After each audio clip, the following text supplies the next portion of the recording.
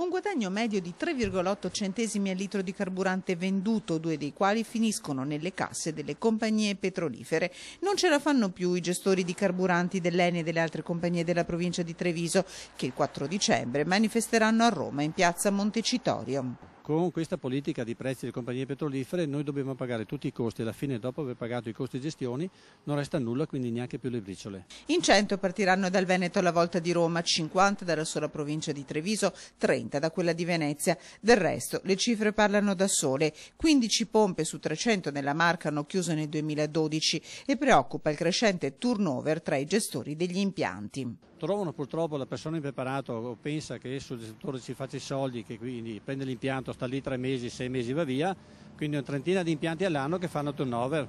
C'è un fuggi generale, chi può scappa. Serve un cambio di passo, una politica di concorrenza che non ricada sulle spalle di chi gestisce gli impianti. Chiediamo che le compagnie petrolifere, che sono libere di fare tutte le politiche commerciali che vogliono, quindi marketing o altro, tengano conto che il gestore, dopo aver lavorato 10 ore al giorno, impegnato il capitale, casa, famiglia, rischiare le rapine e cosette del genere, almeno a fine anno abbia un reddito congruo. E contro un prezzo dei carburanti che resta tra i più alti d'Europa, i benzinai sono pronti a un nuovo sciopero di 3 giorni, dal 12 al 14 dicembre.